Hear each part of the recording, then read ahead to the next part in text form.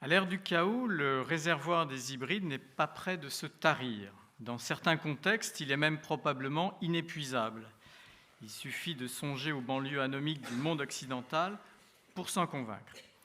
Il est donc crucial de savoir diagnostiquer tôt, avant la tragédie et avec justesse, les phénomènes d'hybridation.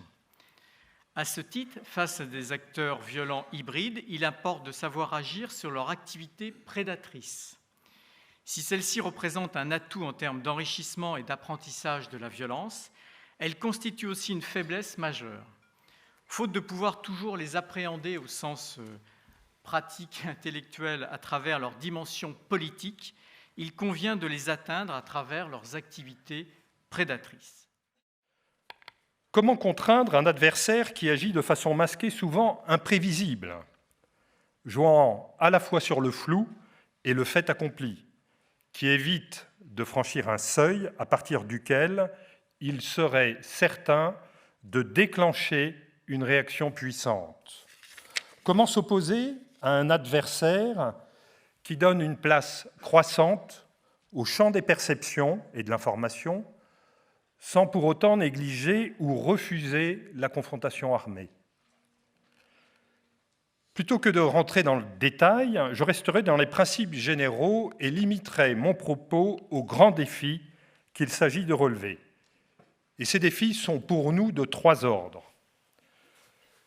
Le premier défi consiste à basculer notre effort, non pas exclusivement sur le règlement des crises, mais sur la prévention de celles-ci, notamment par la connaissance et l'anticipation, avec un double enjeu: neutraliser les causes et limiter les effets. Cela consiste donc à percevoir les signaux faibles des crises pour agir au bon moment et obtenir des effets durables.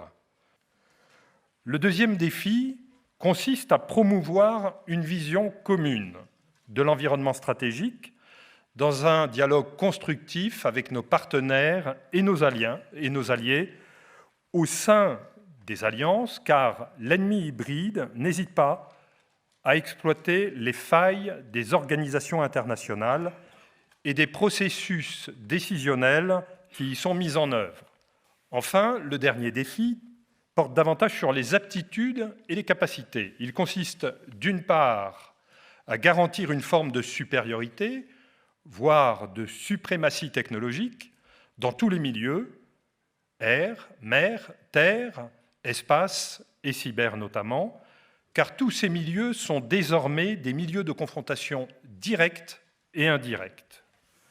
Le champ de l'information n'est quant à lui plus du tout épargné, car il transcende très clairement les frontières, tout en remettant en cause les séparations traditionnelles paix, crise, guerre.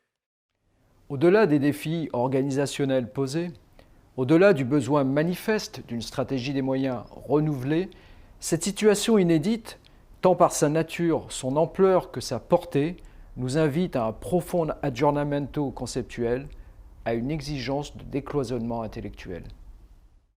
La guerre hybride nous force, en quelque sorte, à revenir à nos fondamentaux. Fondamentaux en matière de stratégie des moyens, capacité d'adaptation rapide, fondamentaux en matière de tactique, fondamentaux en matière d'art opératif. Ce sont des choses qui peuvent avoir tendance à se perdre.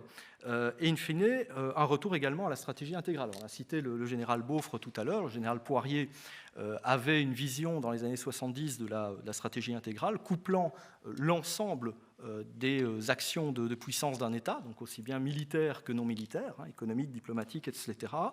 Je pense qu'il est bon d'en revenir à ces conceptions-là, de manière à revenir finalement aux fondamentaux de la stratégie.